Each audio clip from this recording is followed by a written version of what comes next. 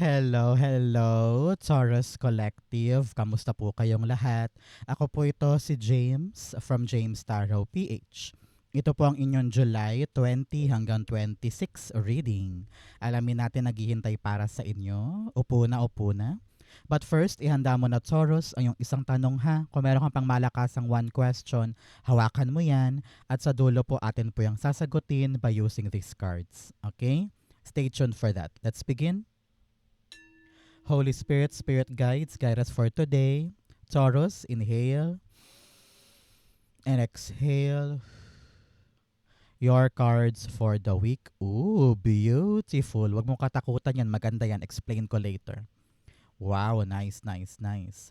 Siya nga pala mga mahal kong Taurus, maraming salamat po sa mga hindi nag-i-skip ng ads, nagla-like, nag-share, nagko-comment, at patuloy pong sumusuporta sa atin every time po na meron tayong libreng reading para po sa inyo. Sa mga new subscribers natin, hello, hello. Welcome po sa ating channel. Naway nag-e-enjoy po kayo. Continue sharing this video para po marami pang Taurus ang makapanood nito. Salamat po. And please help me. Do not skip your ads. Okay? So, in the background of your reading, meron kang the Three of Pentacles. Tinatawag ka ngayong linggong ito, Taurus, na makipagtulungan. No? Kung sino man tong taong ito o mga taong ito na kailangan mong pakibagayan, kailangan mong kausapin, kailangan mong pakisamahan talaga, ay gawin mo na daw. Because these people can help you navigate, create, build, or tapusin kung ano man yung gusto mong gawin ngayon. No? Halimbawa, ikaw ay nahihirapan na sa dokumentong ito, ang dami-daming kailangang ipasa, ang dami-daming kailangang puntahan. So para matapos agad yan, halimbawa, tatawagin mo na yung pinsan mo sa Maynila na parang, pinsan, tulungan mo naman ako. Kailangan ko yung gantong dokumento, baka pwede mo kong samahang lakarin to. Parang ganun eh. If someone can help you, assist you, why not? Para mas bumilis, dumali, umandar yung isang bagay. Okay? So, be a team player, collaborate, cooperate, malaking tulong yan. Okay? In your core energy, meron kang the end card. Si end card dito, sinasabi ng yung spirit guides na ito na yung start. Ito talaga yung start ng pagbabago para sa'yo. Para kang phoenix. Alam mo yung phoenix? Yung parang nag-aapoy na ibon, talagang nag-rise up siya from the ashes at wala nang makakatalo sa kanya. Nakapag full transformation na siya. Kumbaga sa Pokemon, siya yung last stage ng evolution niya. Malaki, matapang, malakas, mahusay, ganyan. Kaya, kung ano yung mga dapat mong tapusin ngayon at simulan na bago, gawin mo. Narinig ko rin dito na panahon na for you para mag-adjust ka. No? Hindi pwedeng kung ano lang yung gusto mo, yun lang. You need to end something na mali sa ginagawa ko para makasabay ako, para makaswak ako dito, para magawa ko yung kinakailangan sa akin. No? Halimbawa, sa trabaho mo, meron kang inaasikaso pero nahihirapan ka na, ang bagal-bagal, may deadline ka. Pero sabi mo, teka, hindi ko to kayang mag-isa. I need to change my strategy. So, i-end mo na yung pagkilos mo na mag-isa, hihingi ka na ng tulong sa iba para maplansya, matapos, para bumilis. Parang ganun eh, no? So, kung ano man yung mga paniniwala mo dati na nakatulong naman sa'yo, pero ngayon sabi mo, kailangan ko na tong baguhin para mas effective yung performance ko o yung gagawin ko. So, transform, mag-adjust, maging flexible ka. Kung ano yung mga mali, tigilan. Kung ano yung mga dapat simulan. Huwag kang matakot sa pagbabago. Okay? End card, meron kang the Ace of Swords. This is all about you having a clear mind. Na parang, ganito pala gagawin ko. Mali pala yun. Ay, dapat ko nang tigilan yan. Ay, dapat ko nang i-end itong bagay na yan kasi hindi pala nakatulong sa akin. No? So lumilinaw na sa isip mo yung tamang strategy. At nagiging mas madali na para sa'yo na bitawan yung kabitaw-bitaw. And these people will fast track the goal na gusto mong abutin this week. So, sabi dito, huwag kang panghinaan ng loob. Ito yung panahon talaga para lalo kang lumaban, bumira, idiretso. Dahil you have the power to win. Pero kinakailangan dito, mag-transform ka muna. Example, napalipat ka halimbawa ng schedule. Kung dati kang 8 a.m. to 5 p.m., ginawa ka ni boss na panggabi. Night shift bigla. So, kailangan mong talagang daanan yung pagbabago. Tanggapin. Dapat maisip mo na, sige, kung talagang yun ang para sa akin, I will accept. And cooperate ka with other people para magawa mo ng tama yung night shift, halimbawa. 'Di ba? So parang ganon. Kung ano yung changes, daanan, mag-adjust, at makipag-collaborate ka para madaanan mo ng maayos. Okay? So, mga Taurus, ano ba tong mga changes o mga dapat mong harapin na bagong bagay para sa'yo na medyo kinakabahan ka pero sabi mo, sige ilaban natin, baka kaya ko ito. I-comment mo nga sa baba, i-manifest natin yung mga bagong bagay na yan para matupad para sa'yo. Okay? In the area of what you need to focus on, meron kang the King of Cups. Dalawang king ito, King of Cups and King of Pentacles. Either may dalawang lalaking figure sa buhay mo ang kailangan mong kausapin or makasama sa grupo na ito because these two persons ay parang parehong they can work under pressure and they are someone na very accomplished. Alam na alam nila yung gagawin nila. Parang doon ka sa kanila dedepende na parang, huy, King of Cups, huy, King of Pentacles, tulungan nyo naman ako para magawa ko to, para makalagpas ako dito, para maipanalo ka na. Kung sino man yung dalawang taong yan na talagang mabait, maasikaso, very cooperative, tapos yung isa very accomplished, mahusay, expert, talagang kahit anong ipagawa mo sa kanya, magagawa niya. These two person, talagang malaking alas mo to. Sila ang alas mo ngayon para mag-fast track lahat ng ito. Congratulations. Okay? So, si King of Cups here, sinasabi niya na, kalmahan mo lang ha. Huwag ka masyadong gigil. Huwag ka masyadong emotional. Yan. Importanteng hawak-hawak mo emosyon mo para hindi makasira sa mga gagawin. Importante rin dito na bantayan ang dila. Bantayan ang reaksyon. Baka mamaya makapagsalita ka or makapag-react ka na hindi mo naman minimin, baka masira itong ginagawa mo, 'di ba? So just calm down, relax, pag-isipan ng 10 beses bago ka magsalita or bago ka kumilos. Okay? King of Cups, the Ten of Swords. Si Ten of Swords dito, it's all about hope, pag-asa. Pag-asa sa puso mo na makakabawi pa ako, kaya ko pa to. You have your heart within you to tell you na kaya pa natin to ha. Wag kang masyadong malungkot or magdamdam. May makakatulong sa atin. Yes, we need to end something. We need to stop something. Pero yung paghinto na yon ay susi. Alas mo nga, 'di ba? Alas mo para talagang manalo ka na this time. Mafi-figure out mo 'yan kung ano ba yung dapat kong tigilan. Kung ano ba yung nakakasira sa akin ngayon. Kaibigan ba to? O mali kong habits? Mali kong paniniwala? Or maling direksyon? No? Marirealize mo yan this week at itutuwid mo yan. Sa pagtuwid mo ng mga dapat putulin, dapat ayusin, at saka sa pagpasok ng bagong simula, merong bagong pag-asa na parang yes, iikot na rin yung kapalaran ko. Yes, bagong chapter na. Kaya relax ka lang. Huwag ka masyadong ma-overwhelm o ma-overpower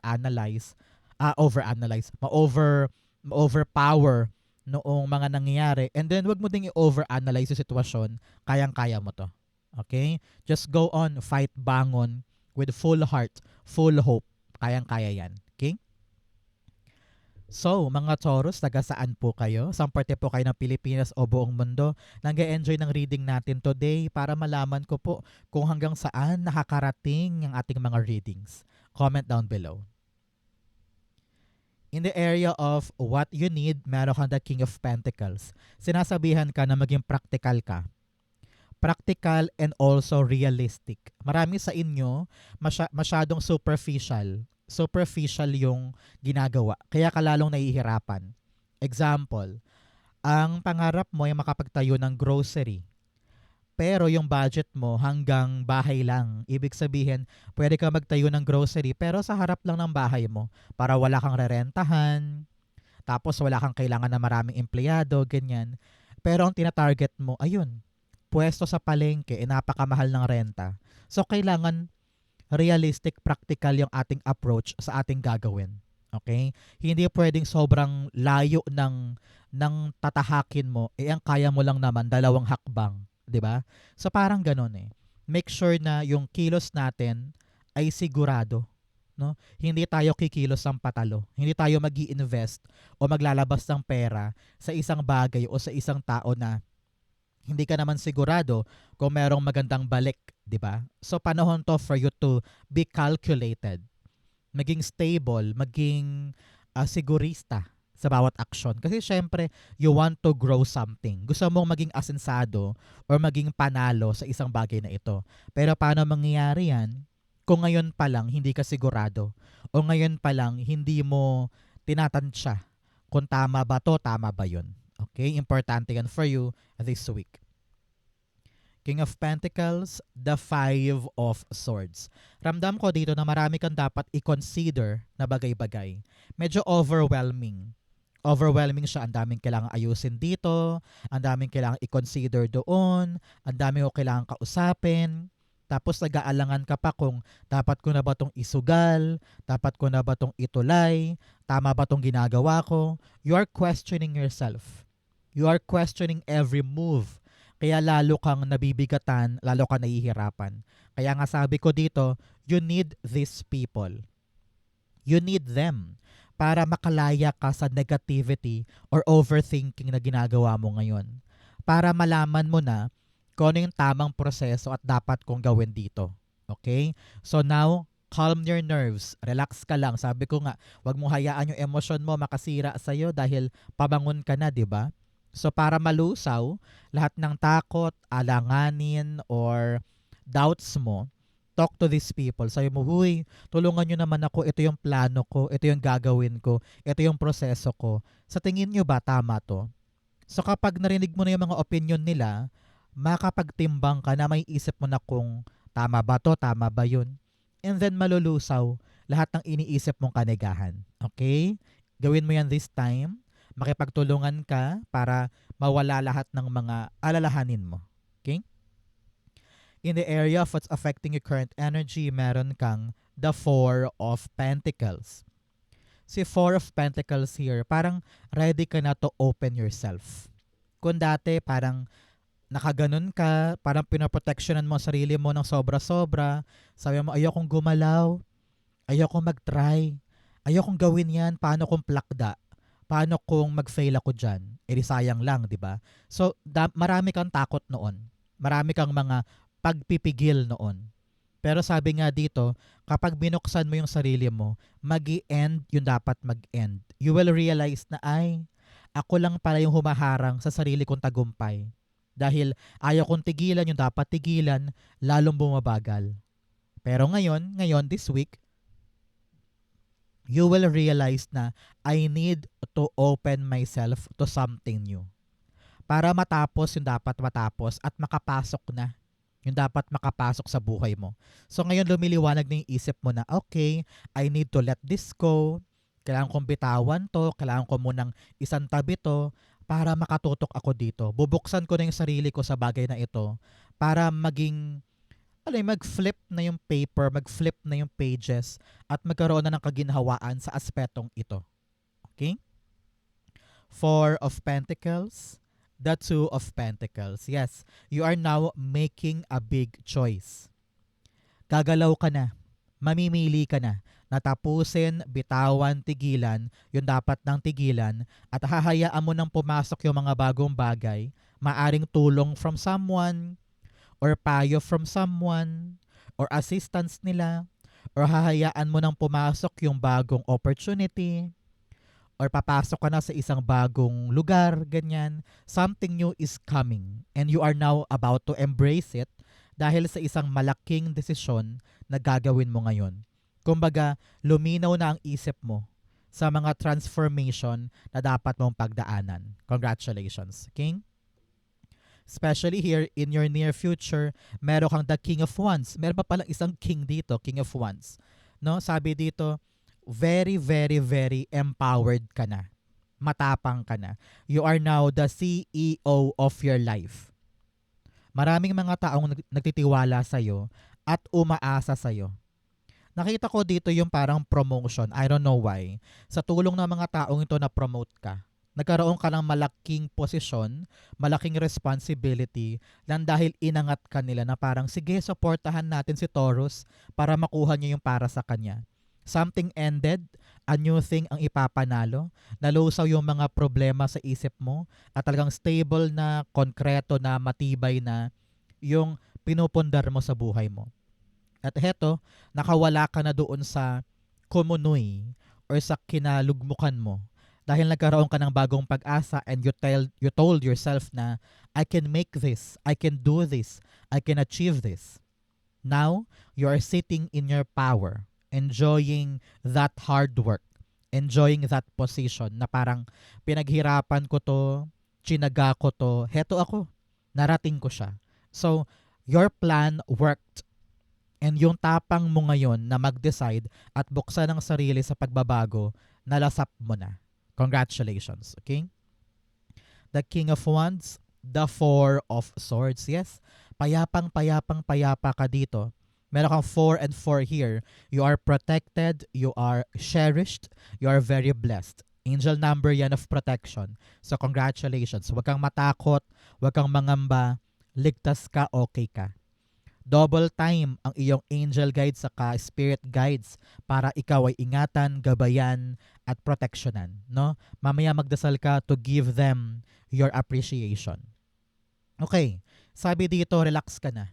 Because whatever you're chasing for ay nandito. Nakaupo ka na dyan. Hawak-hawak mo na. Lasap mo na. Kaya payapa na yung puso mo. Ramdam ko dito na pinagdasal mo to. Hiniling mo to. Sabi mo, God, this is what I want. This is the life that I need. Ito yung plano ko. Ito yung gusto kong abutin. Dahil pinagdasal mo, nagtiwala ka kay God, ibibigay sa'yo. Congratulations. In the area of your challenge, meron kang the Magician card. Alam mo, narinig ko dito, meron tao sa paligid mo ang medyo too good to be true. Yung para bagang marami siyang sinasabi na magagandang bagay, pero in reality, kasinungalingan lang yun. Parang pinapasakay ka lang, pinapaniwala ka lang, pinapaasa ka lang. Kailangan mong buwagin yung tiwalang yan sa taong yun. Okay? Learn to detach yourself. Hindi mo siya dapat pakisamahan or kaibiganin or papasukin sa buhay mo. Mag-ingat ka sa mga taong too good to be true. Ingat sa scam, Taurus, okay?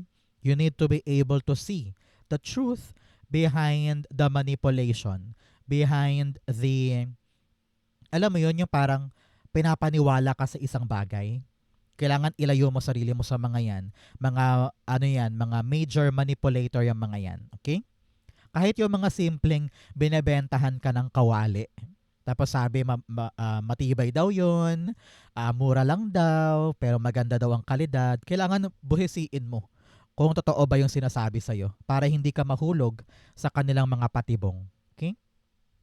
Here, for other Taurus dyan, pinapayuhan ka na magtiwala ka sa iyong sarili. Meron kang dapat simulan, pero pinapatagal mo pa. Kailangan mo talagang tapusin yung past paniniwala mo para makalarga ka na sa bago. Parang tinatawag ka talaga na, huy, start now. Huy, begin now. Step forward now. Okay? And collaborate para tong balak mong gawin matupad.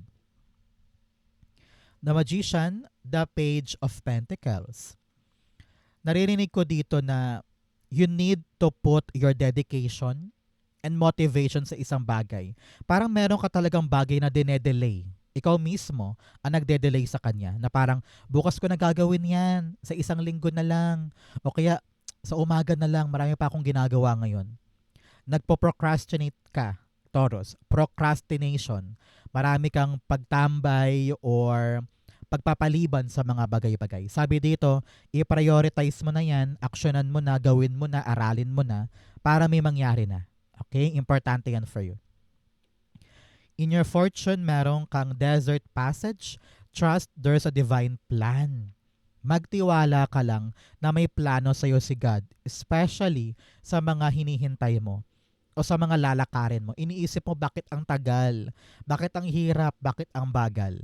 Manalig, have faith in God that things will gradually change, that He has a plan for you. May tiwala ka ba kay God? Nananalig ka ba kay God? Kung ano po yung religion ninyo, malakas ba yung iyong pananampalataya? Kung yes, trust Him that He will give you the best part or the best life for you. Magtiwala, may plano siya para sa'yo. Okay? In your fortune, meron kang the Seven of Pentacles. Naku, napakaganda nito. Meron nang magbubunga doon sa mga bagay na hinihintay mo.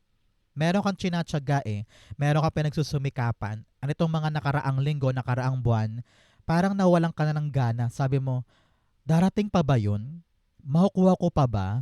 Magbubunga pa ba? Kasi parang you've been waiting for so long. Pero asahan mo daw this week, merong magbubunga sa mga hinihintay. Kaya dapat kang magsaya. The end of waiting is here at napakaklaro na ng mga dapat mong tanggapin. Congratulations.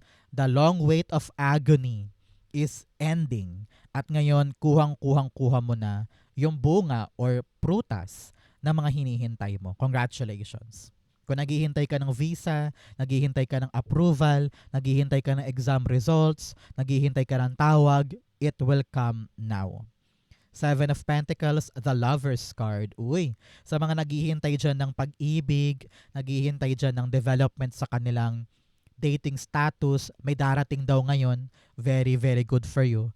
For others, kung naghihintay ka ng proposal, o naghihintay ka ng AFAM mo na dumating sa Pilipinas, o naghihintay ka ng confirmation from someone you love, it will arrive this week. Congratulations. Okay?